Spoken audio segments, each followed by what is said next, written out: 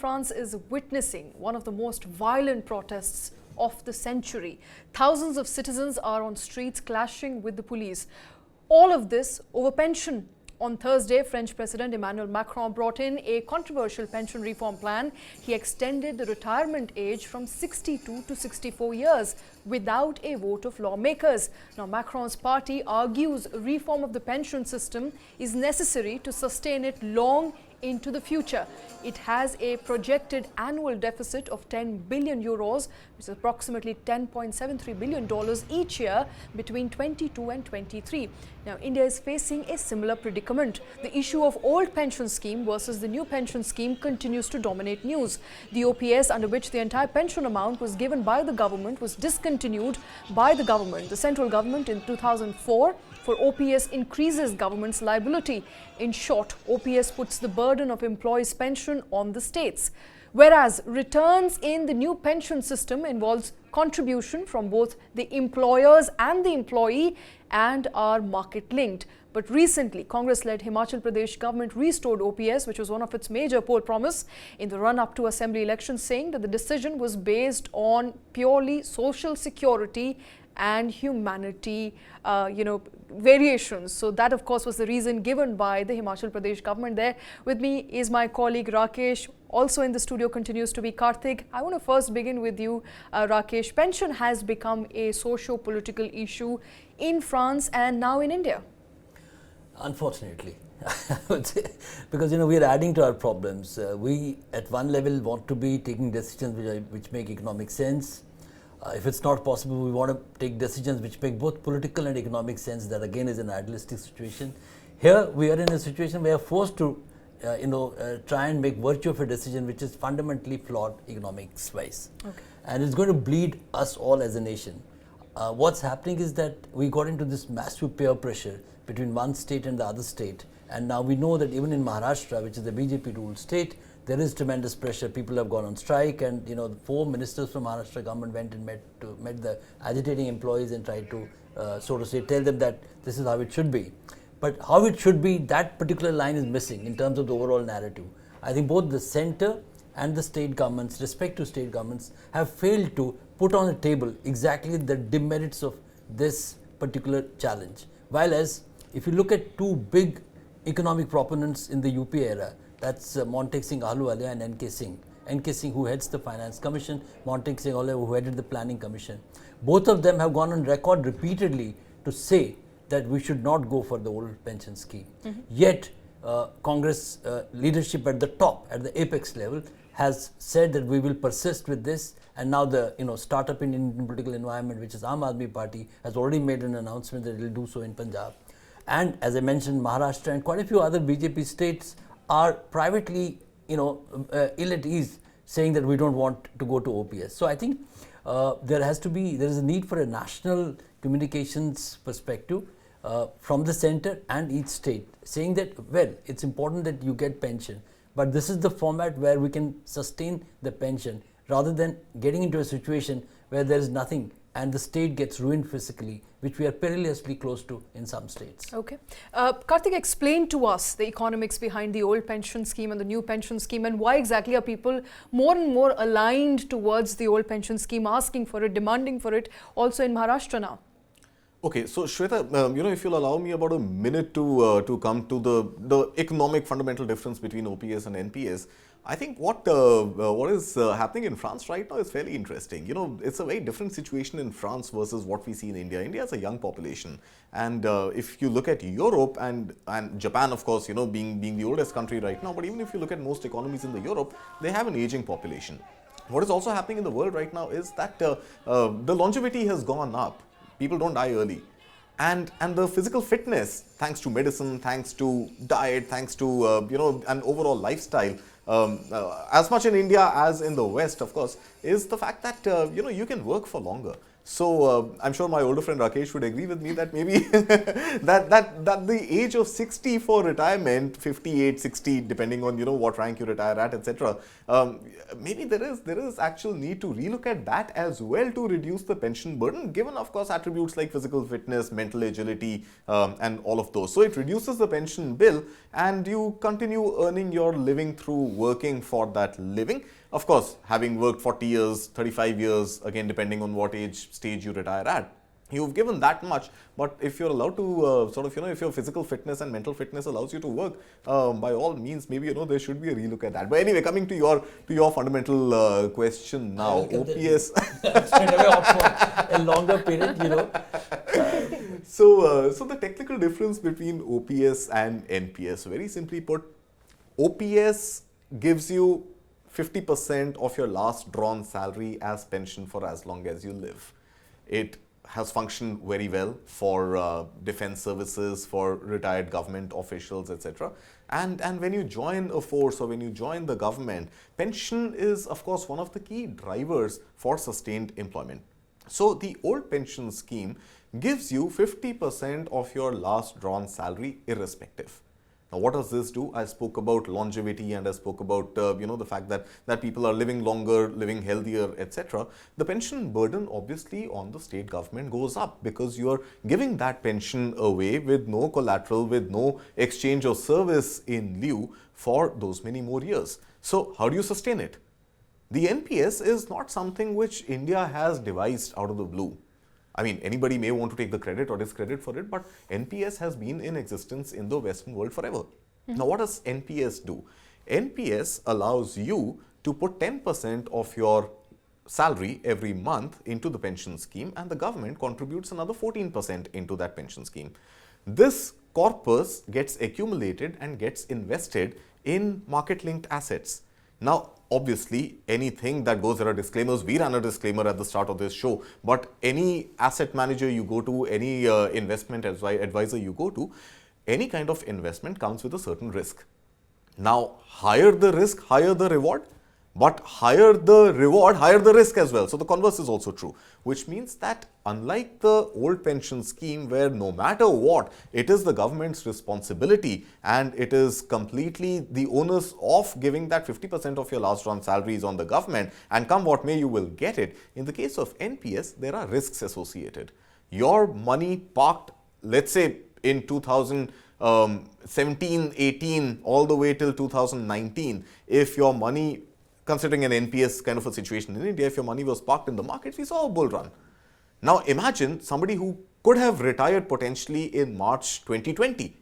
We saw COVID, black swan event, call it whatever, markets tanked. For somebody who would have retired on, let's say, the 24th, 25th of March, all your life's savings are in an instrument which has crashed.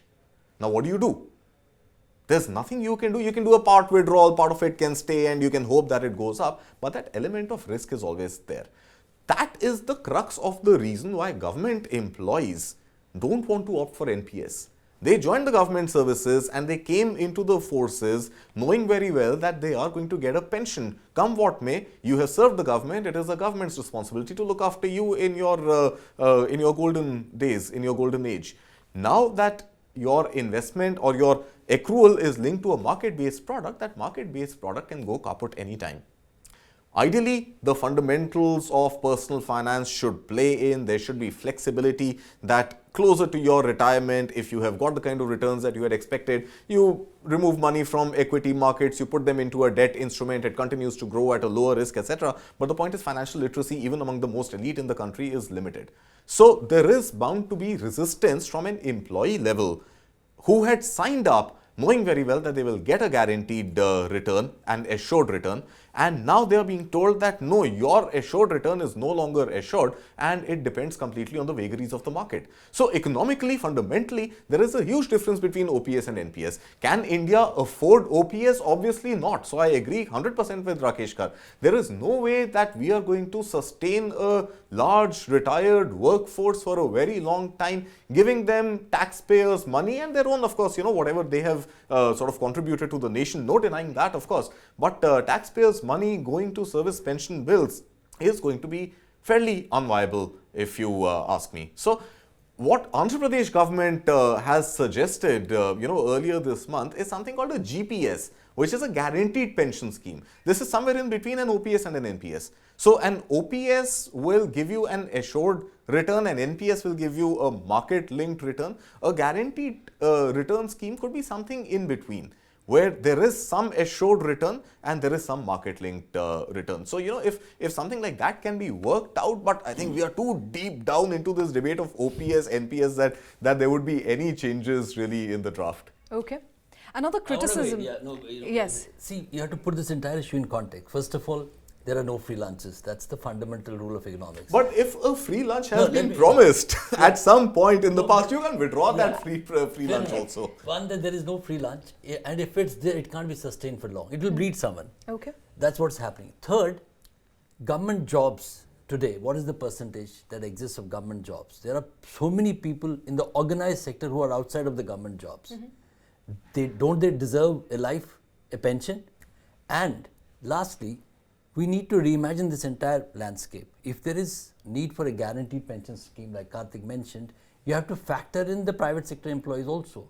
They also need certain social security. And that's the beauty of NPS, that even the private sector can opt for the NPS. Absolutely. I mean, so government jobs, government pension, committed government pension, then family pension, which I think we need to showcase, which is a golden social sector benefit, but at whose cost? The taxpayers' money? So somewhere down the line, the entire pension perspective has to be reimagined from its narrative point, from its policy point. We need to put heads together. And if I may say and play the devil's advocate, we need a divine intervention. And divine intervention today is that, I pray that our Supreme Court, comes into the play and says, this is an issue that, hurts the Indian economy. So let's try and find out an amicable settlement. There are some cases filed in the highest court where it's hearing even the other EPF, settlement in terms of how much should the employee pay, what should be the pension formula. So together, we need to look at this and have a very frank discussion, arguing that let's not make it political, but let's try and see what is the middle path. Okay. Just to cater to your point, Rakesh, you said while it costs government a lot, it's only benefiting a few people, because under the scheme, government employees who've worked for more than 20 years are eligible. So all in all, it doesn't really help. No, it helps those who are in that limited space. That's why they don't want to let it go. But only those limited number. Absolutely. So that messaging has to happen that, look, it's a limited number. There is a large piece of, and the young employed workforce which will get into the jobs, they have no idea about this assured government pension. You tell them this and they'll say, oh, I'll start looking for a government job, which doesn't exist. Yeah. So, Rakesh, if I can just ask you another question, in light of what we're discussing on NPS and pure finance, pure economics again, there is an EPFO already. It follows pretty much a similar model like the NPS that we are discussing. There is an employee contribution, there is an employer contribution. It is parked centrally with a government institution, which is actually investing that entire corpus back in certain market-linked and certain debt-linked instruments. Not this and entire offering corpus. You, not the entire corpus. Again, there's a huge debate on that. Yeah. We've been very traditional in releasing even a small percentage of that into the stock markets. Absolutely. Had we been less conservative, little more modern, we would have fetched far greater returns for the private sector employee, and the overall transformation of this pension understanding in the country would have helped. Of course, but I think why the EPFO cannot do that is again for the same fundamental reasons as the OPS, that there is an assured return that you have to give to anybody who has invested in the EPFO. So there is only this much risk that the EPFO can also take with the corpus that it has, and hence the returns are obviously not as high as one has seen in the bull run in the markets. But the fundamental question being that how would NPS and EPF really be very distinct, buckets in themselves? Wouldn't there be some sort of an overlap when it comes to a person planning his or her retirement? Because there's a contribution you are making, there's a contribution that the employer is making. One instrument is giving you a fixed return, which gets updated every now and then. And there's another one which is market linked, of course. So the modalities of both EPF and NPS seem a little similar to me. And nobody is thinking of trying to find a solution, putting them together.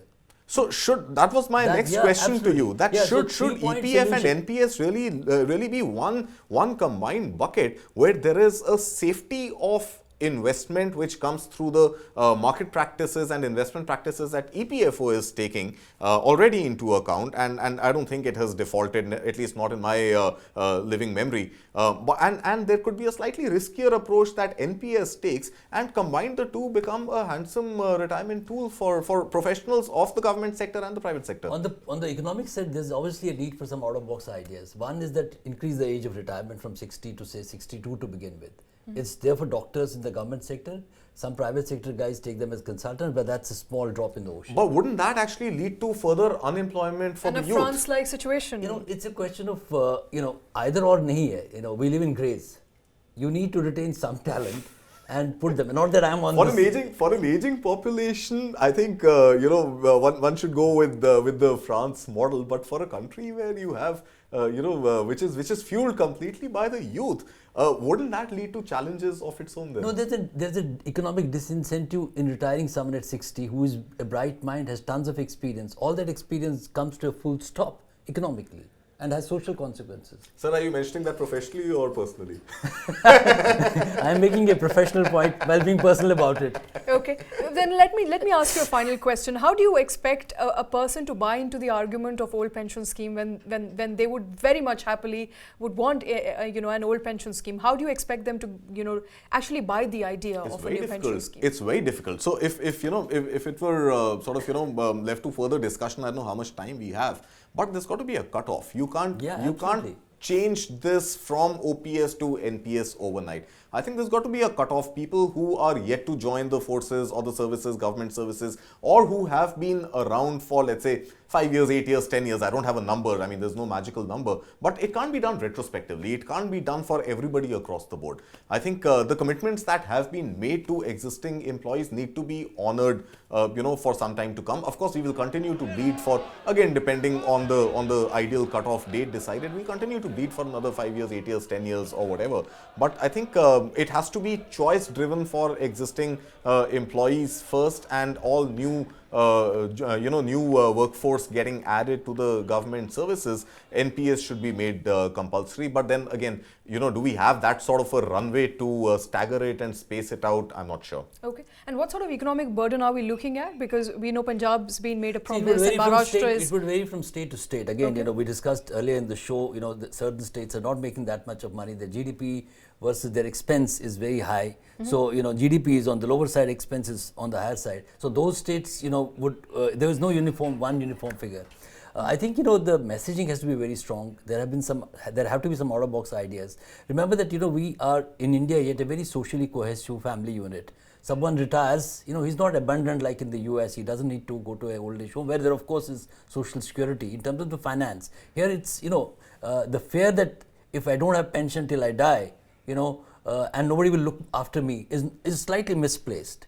It's a guarantee that someone is looking at having served for 20 years and being paid for 40 years or 50 years. The average age today is 76, mortality rate. It's only going to increase. So the burden, the question that you asked about the economic impact, is only going to increase exponentially. Okay. Well, obviously, we are all batting for the new pension scheme for that matter. Yeah. And we will continue to keep a track of that story. Thanks very much for joining us with all those details, Karthik, Rakesh. And with that, it's a wrap on this edition of Business Plus. Thanks for watching.